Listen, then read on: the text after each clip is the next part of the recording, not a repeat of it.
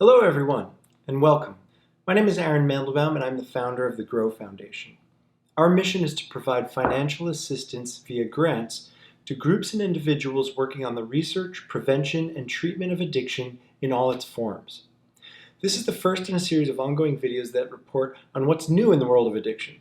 You can scroll down to the description for links to the part of the video that covers the story you're interested in, or you could just follow along through them all.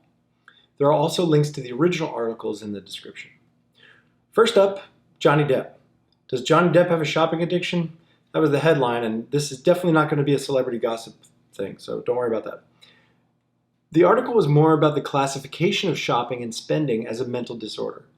They quote an estimated 6% of Americans show compulsive shopping behaviors, but compulsive spending is not listed as a distinct disorder in the DSM-5.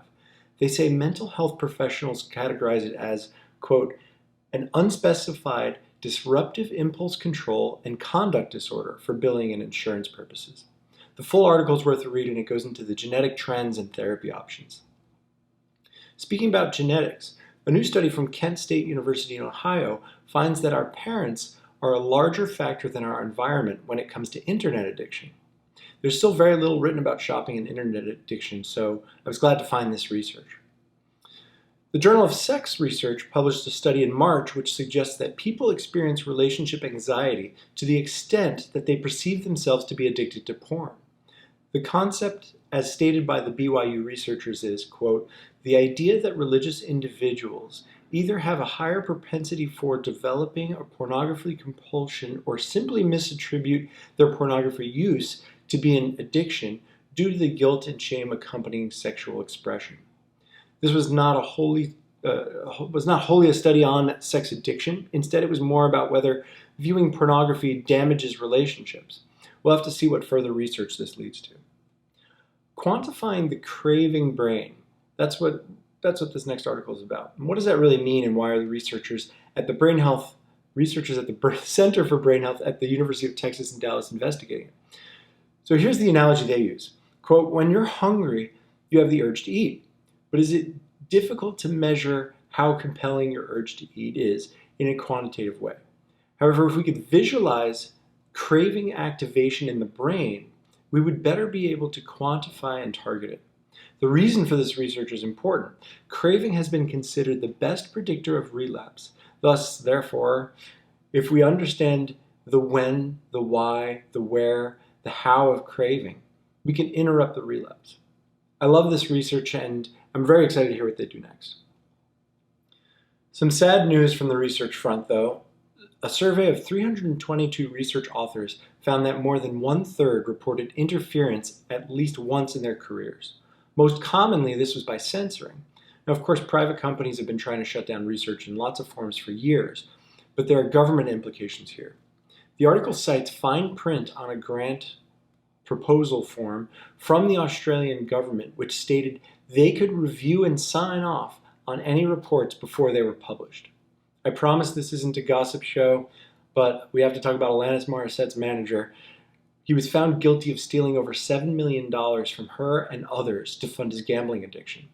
Mr. Jonathan Schwartz says, quote, at first I borrowed a little from clients with the hopes that I would pay them back if I won that night's bet. That snowballed, and as I kept losing, I kept stealing. If this sounds familiar, or if you're saying this to yourself, please try to find some help soon. Mr. Schwartz was sentenced to 6 years in prison and is ordered to pay $8.6 million in restitution. Some more gambling addiction news. TNT has agreed to buy a dramatic show on the subject from the writer of The Collector, Mark Cullen. Deadline reports that the plot of the show is the redemptive journey of a man who has to work as an indentured collections expert for an agency specializing in gambling debts in order to pay off his own debts.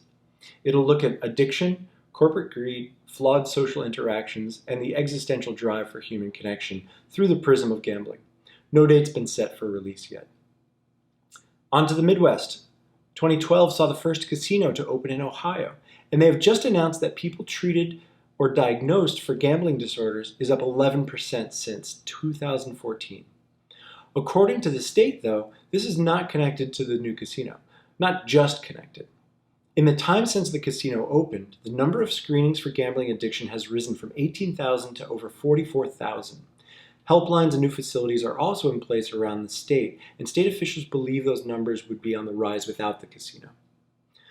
Lastly, here's 65% of the U.S. prison population in 2012 met the medical criteria for drug or alcohol addiction, but fewer than 11% received treatment.